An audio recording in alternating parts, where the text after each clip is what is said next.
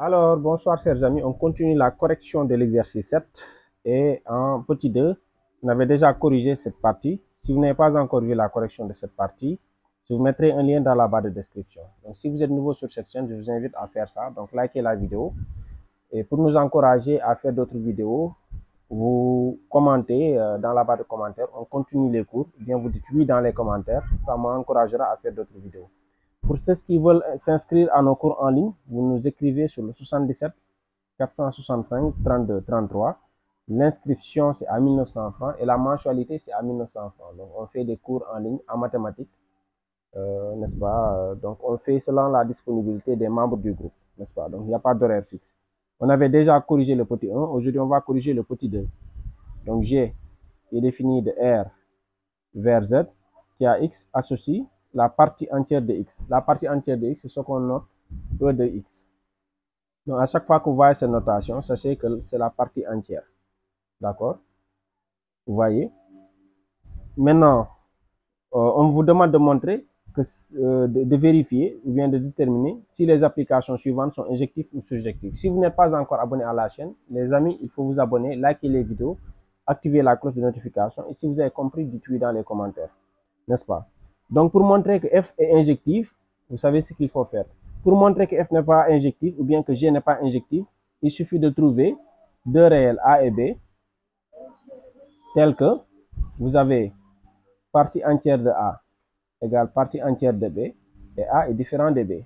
Si vous parvenez à montrer ça, ça veut dire que G n'est pas injectif. D'accord? Ou bien, si vous parvenez à montrer que partie entière de A est égale à partie entière de B et A est égale à B, ça veut dire que G est injectif. D'accord? Ouais, Mambousso, ça va? Nakamu? Ça va bien? Donc là, partie entière de 0,1 par exemple, c'est égal à quoi? C'est égal à 0.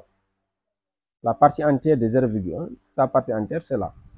La partie entière de 0,5 par exemple, c'est 0. Donc vous avez deux nombres qui ont la même partie entière, mais pourtant ces deux nombres sont différents.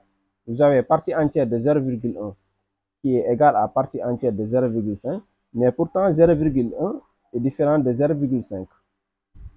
D'accord? Donc ça veut dire que F n'est pas injectif. F n'est pas injectif. D'accord? Vous voyez.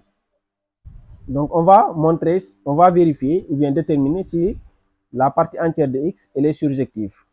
Elle est surjective pourquoi? Parce que n'importe quel réel que vous prenez dans l'ensemble de départ, il a sa partie réelle dans Z, qui appartient à Z. Donc quel que soit le réel X que vous prenez dans l'ensemble de départ, il va exister un entier relatif Z, n'est-ce pas? Un entier qui appartient à Z, tel que partie entière de X soit égale à N.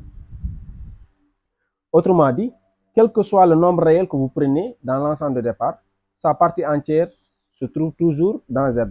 N'oubliez pas que la partie entière d'un réel, ça appartient toujours à Z. D'accord? Donc, puisque l'équation f de x, donc, ou bien g de x est égal à ça, égal à n, admet au moins une solution. Donc, ça veut dire quoi? Que g est surjectif.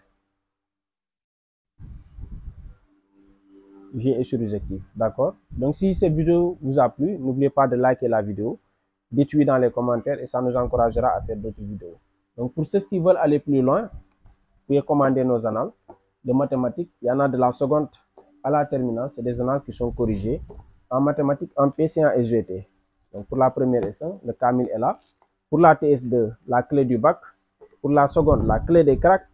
Et pour la première S2, la clé des cracks. C'est des annales corrigées. Et je vous donne rendez-vous à très bientôt pour d'autres vidéos. Allez, ciao.